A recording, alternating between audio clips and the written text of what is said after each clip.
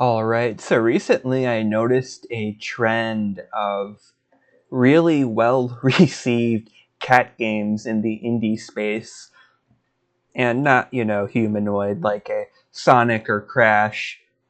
I believe quadruped, when you're on all fours, is the term, as you can see from the pre recorded gameplay in the background. And I've been interested in checking them out. Not a lot of games with, that quadruped perspective. The only one I can think of off the top of my head is Spyro.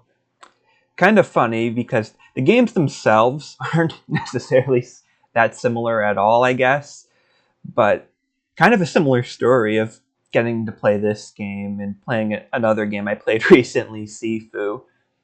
That sorry, I was watching the gameplay. That purple flower there. This was recorded before I completed the game, and I thought there was something I was missing when I stopped, and I think it might have to do with that flower. Because I don't remember what really became of that. I guess we might find out shortly, if anything. But yeah, this game came out around the same time as Sifu, came to my attention and interest around the same time, purchased around the same time on one of the first sales they had on it.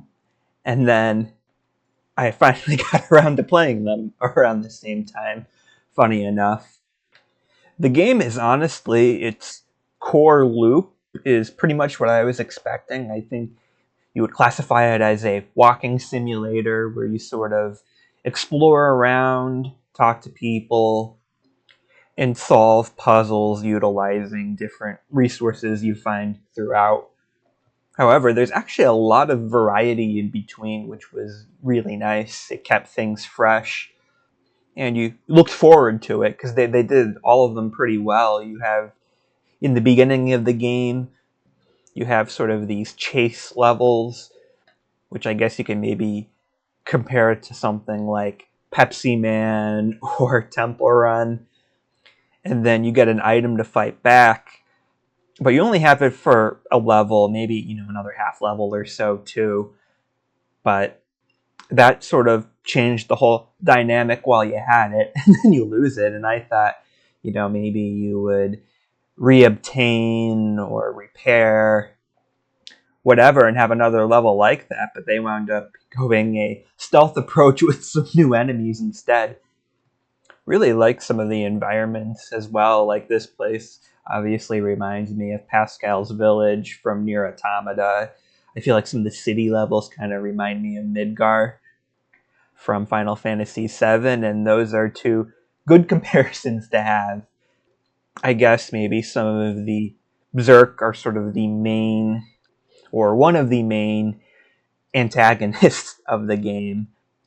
Maybe some of the levels where they're more infested, or maybe more horror, Resident Evil-ish, where there's just, a lot of infected land and people. It's all a good time. I've only got a couple minor complaints about the game. When I finished things up, I did a little achievement hunting. I like to do that. See if there's any feasible, interesting challenges to do. One was for speed running, and I'm kind of conflicted about it. I mean, I don't feel like the game is really built well for speed running, unless I'm missing something. But I don't think you can skip cutscenes. I mean, I can understand maybe not the first time, but even when replaying levels, I couldn't find out how to do it. And to me, that kind of just disrupts the flow of that sort of thing, especially when you just have certain high dialogue or slow sections you have to make it through. Although overall, like, I wonder what's better, to have a general.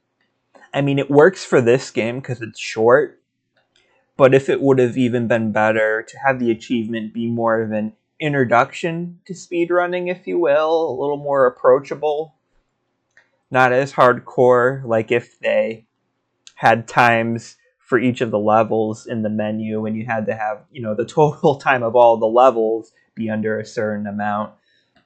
So you kind of get, an introduction to, sort of mastering the levels without, fully committing. I guess I just don't know what one would have been better. What you would attract more players for the game or for the speedrunning community, I guess. I don't know. Personally, I just wish that achievement was a bit more approachable since I thought the general idea was good.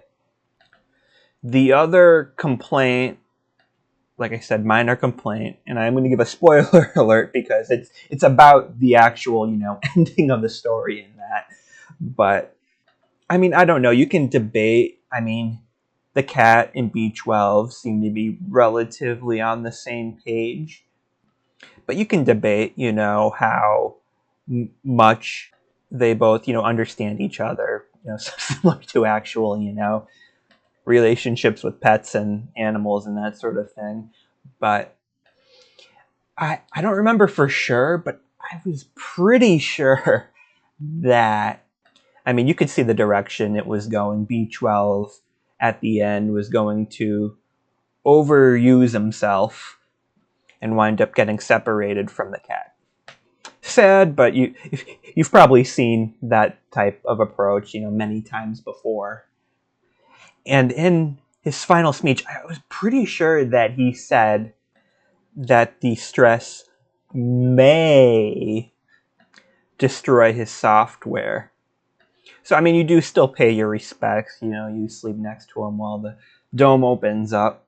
And actually thought that would be a good time to get the sleep for an hour achievement, but I guess that time doesn't count for whatever reason. So a little warning if you kind of thought the same way I did there.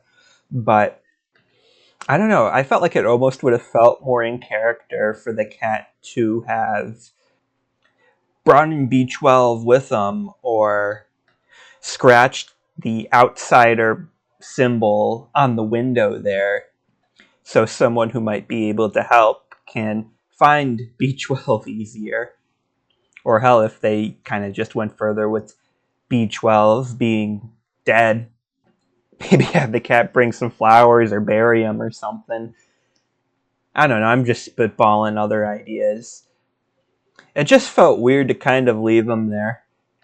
Especially when there's other instances throughout the game where B12 overutilizes himself and you need to carry him to, get charged or repaired or whatever. I know some people didn't like either, because I wound up looking up if there was another ending, because I didn't have all the memories at that time. I went back and got them later. I was wondering if there was an alternative ending. There wasn't, but I saw some other people weren't happy about, not finding the rest of the cats you were with at the beginning.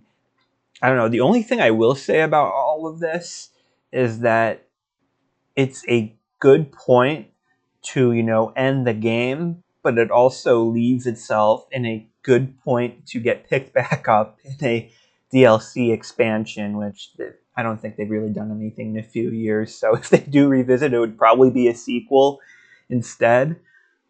But I can easily imagine, another game where you need to go find, the other cats, and maybe you go back and help the people in the underground, try to restore B12 or something. Like, it's pretty easy to imagine.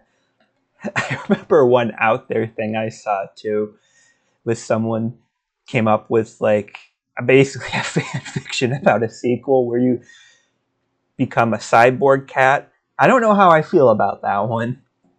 It's a interesting idea to say the least. But yeah, this will be the first of two parts. There was another game I kind of compared to it, released, a year or two later. Some of you might know what game I'm talking about. Little Kitty, Big City. Wanted to play it shortly after this one. I don't know much. I don't know, depends on how long it was in development, how much this game influenced that one, but it seems to be a relatively, as I said in the beginning, similar premise and scale that I thought would fit well one after another. Although I normally don't talk about what I have in the pipeline for a reason, because if you see some of my other series, sometimes, I get distracted or I sort of misjudge how quickly I can sort of finish a game. So hopefully part 2 will be sooner rather than later.